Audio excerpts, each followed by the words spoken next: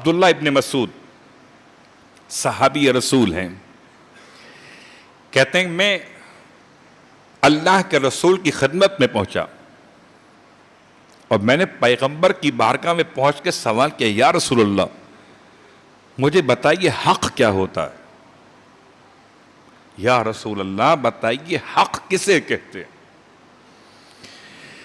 اللہ کے رسول نے ارشاد فرمایا جاؤ سامنے حجرے میں اور جا کر اپنے سوال کا جواب تلاش کر لو۔ ابن مسعود کہتے ہیں میں پیغمبر کے حکم پر عمل کرتے ہوئے اس حجرے کی جانب گیا، جیسے ہی دروازہ کھولا حجرے کا، دیکھا اندر حالت عبادت میں علی ابن ابی طالب ہے۔ کیا کہنے، جو حق کا راستہ بتائے وہ بھی تو حق ہے، جو حق کو سمجھنے کا طریقہ سمجھائے وہ بھی تو حق ہے۔ نماز پڑھ رہے، ابن مسعود کہتے ہیں میں نے انتظار کیا کہ یہاں تک کہ مولا کائنات نے نماز کو تمام کیا، اور نماز کو تمام کرنے کے بعد غور کیجئے گا، ہو سکتا ہے آپ اور ہم اپنی دعائیں مانگتے ہو نماز کے بعد، خدا آپ سب کو نصیب کرے علماء اعلام سے قربت اور ملاقات آغا سیستانی سے جتنی بار ملاقات کا شرف حاصل ہوا، ہمیشہ ایک بات کہتے ہیں کہ وہ روز صبح کی نماز کے بعد سب کے حق میں دعا کرتا ہوں۔ اپنے حق میں دعا سب مانگتے، تو سب کے حق میں دعا مانگے، کیا اس کی دعا ہوگی؟ اللہ اکبر۔ تو اگر آج کے دور کے عالم ایسے ہیں تو دور عصمت میں ظاہر عصمت کے لحاظ سے معصوم کیسے ہوں گے؟ ابن مسعود کہتے ہیں کہ میں نے دیکھا کہ نماز مکمل کر کے دونوں ہاتھ خدا کی بارگاہ میں علی ابن ابی طالب نے اٹھا کے خدا سے دعا مانگ رہے تھے، اللہ اکبر، کہ پروردگار تجھے واسطہ اپنے حبیب کی ذات مقدس کا، میرے ماننے والے، مجھے امام سمجھنے والے میرے شیعوں جو خطا کار ہیں ان کی خطاؤں سے درگزر کر دے، تجھے محمد مصطفیٰ کا واسطہ ہے۔ اللہ اکبر، یہ منظر دیکھا۔ ابن مسعود کہتے ہیں کہ میں مولا سے ملاقات کیے بغیر واپس پلٹ گیا پیغمبر کی خدمت میں کہ آپ کو جا کے سناؤں کہ میں نے کیا حق دیکھا۔ اللہ اکبر، جب پلٹ کے واپس آیا تو دیکھا اللہ کے رسول بھی نماز پڑھ رہے۔ جب آپ کی نماز تمام ہوئی تو آپ نے نماز کے بعد دست دعا پھیلا دیے، پروردگار تجھے علی ابن ابی طالب کے حق کا واسطہ کہ میری امت کے گناہگاروں کو بخش دے۔ حیران ہوئے، وہاں یہ دعا، یہاں یہ دعا، وہاں ان کا وسیلہ، یہاں ان کا وسیلہ، کہوں تو کس کو کیا کہوں، یہ محمد ہیں، وہ علی ہیں۔ عبداللہ ابن مسعود نے اللہ کے رسول کی بارگاہ میں سر جھکا دی، یا رسول اللہ کچھ تو بیان فرمائیے۔ ارشاد فرماتے کہ تم جانتے ہو کہ اللہ نے جب کائنات کو خلق فرمانے کا ارادہ فرمایا، اس سے 2000 سال پہلے خدا نے ہمارے انوار کو خلق فرمایا، اور جب ہمارے انوار کو خلق فرمایا تو خدا نے میرے نور کو شگافتہ کیا، اور اس سے بنائے خدا نے زمین اور آسمان۔ نور علی ابن ابی طالب کو شگافتہ کیا، اس سے بنائے خدا نے ملائکہ اور حور العین۔ شگافتہ کیا نور حسن مجتبی علیہ السلام کو، اس سے بنائے لوح اور قلم۔ شگافتہ کیا نور حسین ابن علی کو، اس سے بنائے جنت اور جنت کی نعمتیں۔ پیغمبر بیان کر رہے تھے کہ پروردگار نے سب کچھ بنایا، مگر اس روایت میں شہزادی کونین کا نام نہیں آیا تھا ابھی تک۔ اللہ کے رسول ارشاد فرماتے ہیں پھر پروردگار نے زمین و آسمان پر اندھیرے کو قائم فرمایا، فرشتوں نے فریاد کی پروردگار روشنی تو کر دے، پروردگار نے ایک نور خلق فرمایا، ایک روح کو بنایا، دونوں کو آپس میں ملا کے اس سے زہرا کو بنایا۔ جب زہرا کو بنایا تو زمین و آسمان ایسے چمک اٹھے کہ نام ہی وجود کا زہرا ہو گیا، کہ جو روشنی پھیلا دے اسے زہرا۔ صلوات پڑھے محمد و آل محمد۔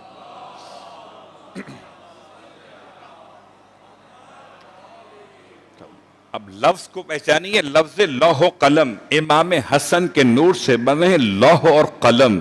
دوسری روایت حضرت عباس ابن عبد المطلب، جب انہوں نے سوال کیا یا رسول اللہ ہم آپ کے چچا ہیں، ایک ہی تو خاندان ہے، آپ باقی سب کا نام دیتے ہیں، حسن کا، حسین کا، فاطمہ کا، علی کا، اپنے ساتھ ہمارا نام کیوں نہیں لیتے؟ تو چچا ہونا اور ہے اور آل محمد میں شامل ہونا اور ہے۔ جب چچا شامل نہ ہوئے تو کوئی سسر سالہ شامل کیسے ہو سکے گا؟ تو چچا گرچہ بالکل خاص ہیں، عباس ابن عبد المطلب، اللہ کے رسول نے تخلیق کائنات کے حوالے سے پھر روایت کو بیان کیا۔ خدا نے ہمارے انوار کو جب خلق فرمایا، جب نہ زمین تھی، نہ آسمان، نہ دن، نہ رات، نہ چاند، نہ سورج، نہ ستارے، نہ سمندر، تو کرتے کیا تھے کہ ہم خدا کی تسبیح و تقدیس کرتے تھے۔ جب خدا نے فیصلہ کیا تو انوار کو شگافتہ کرنا شروع کیا۔ میرا خاص موضوع امام حسن کی شخصیت ہے۔ اس روایت میں آپ فرماتے ہیں سرکار کہ امام حسن کے نور کو شگافتہ کیا اور اس سے بنائے شمس اور قمر۔ تو 4 جملے آ گئے۔ امام حسن کی شخصیت میں اتنا کمال ہے کہ لوح اور قلم دونوں امام حسن کے نور سے بنے ہیں۔ اتنا کمال ہے کہ شمس و قمر دونوں امام حسن کے نور سے بنے ہیں۔ اگر نور حسن نہ ہو تو نہ لوح رہے نہ قلم رہے، اگر نور حسن نہ ہو نہ شمس رہے نہ قمر رہے۔ کیا ذات ہے! اس کے ساتھ ساتھ تعارف میں سرکار ختمی مرتبہ صلی اللہ علیہ وآلہ وسلم نے شرائط صلح حسن پر جانے سے پہلے آج کا مقدمہ مکمل کر رہا ہوں۔ جو لوح اور قلم سے افضل ہو، تو شمس و قمر سے بلند تر ہو، اسے حسن کہتے ہیں۔ اتنا اختیار خدا نے آپ کو عطا کیا، لیکن تعارف پیغمبر نے بچپن سے لے کر جب تک آپ حیات ظاہر میں رہے ہمیشہ امام حسن کا تعارف کرایا اپنا بیٹا بنا کر۔ کبھی نہیں فرمایا کہ یہ علی کے بیٹے ہیں، کبھی نہیں فرمایا کہ فاطمہ زہرا کے بیٹے۔ ہو سکتا ہے آپ کو یہ بات عام بات لگے، لیکن عام نہیں ہے۔ اس کو آگے تک لے کر جائیں گے کہ اس بات کے کیا فائدے تھے اور اس بات کے انکار میں کس طرح سے لوگوں نے اپنے راستے نکالے ہیں۔ کیا مطلب؟ کہ نبی کو تو کچھ کہنا مشکل ہے، اگر نبی کا بیٹا کہیں گے تو نہ سب ممکن ہے نہ شتم ممکن ہے، لہٰذا علی کا بیٹا کہو۔ چلیے میں ایک واقعہ پہلے پڑھ دیتا ہوں۔ بلخ کا رہنے والا، خراسان کا عالم گرفتار کر کے لایا گیا ہے، اور دربار کس کا ہے؟ حجاج بن یوسف کا۔ سخت ترین افراد میں ایک نام ہے حجاج بن یوسف الثقفی، اور جو الزام ہے کہ یہ مروج فضائل آل محمد، یہ عالم مروج فضائل آل محمد، یہ ترویج دیتا آل محمد کے فضائل کو۔ حجاج بن یوسف نے جو اس پر الزام رکھا، وہ الزام کیا تھا؟ وہ الزام یہ تھا کہ سنا کہ تم کہتے ہو کہ حسن اور حسین محمد کے بیٹے؟ ثابت کرو ورنہ تمہاری گردن اتار دی جائے گی۔ اللہ اکبر۔ غور کیجئے گا، آج کے دور میں شاید یہ بات اتنا آسان لگتی ہے کہ اس پر کوئی خاص ہم غور بھی نہیں کرتے۔ مولا حسن حسین پیغمبر کے بیٹے، اس میں خاص بات کیا ہے؟ بہت اہم بات ہے، اس لیے کہ بہت سارے مسائل تھے بنو امیہ بنو عباس کے۔ بنو عباس کا دور الگ، بنو امیہ کا دور الگ، سب کو پرابلم یہی تھی کہ یہ محمد کے بیٹے نہیں ہیں، یہ تو علی کے بیٹے۔ اور جب اس عالم کو اس بات پر پابند کیا گیا کہ تم نے ثابت کرنا ازروِ قرآن کہ یہ دونوں جنت کے جوانوں کے سردار ختمیہ مرتبت کے بیٹے، تو سورہ انعام کی آیات پڑھنے لگے اور آیات نمبر 80 سے لے کر 84 تک کی آیات پڑھی، اور خاص جملہ حضرت نوح کی شخصیت کا اٹھایا کہ نوح کو ہم نے ہدایت کا مرکز بنایا من ذریت ہی، اور نوح کی ذریت میں داؤد ہیں، سلیمان ہیں، قرآن نام لیتا گیا، ایوب ہیں، یوسف ہیں۔ اس کے بعد جملہ آگے بڑھا اگلی آیت میں تو الفاظ سے زکریا ہیں، یحییٰ ہیں، عیسیٰ ہیں، الیاس ہیں، کل من الصالحین۔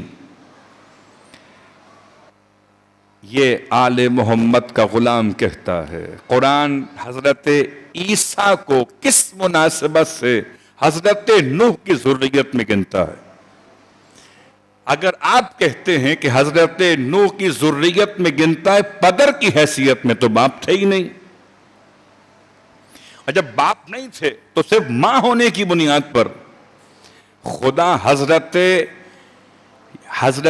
عیسیٰ کو گن رہا ہے حضرت نوح کی ذریت میں، ان کی اولادوں میں۔ تو اگر ماں کی طرف سے نسبت ہو تو اولاد ان کی کہی جا رہی ہے، تو اگر فاطمہ زہرا سلام اللہ علیہا کے بیٹے ہو تو جیسے خدا حضرت عیسیٰ کو نوح کا بیٹا کہتا ہے، ایسے ہم محمد مصطفیٰ کے بیٹے حسن حسین کو کہتے ہیں۔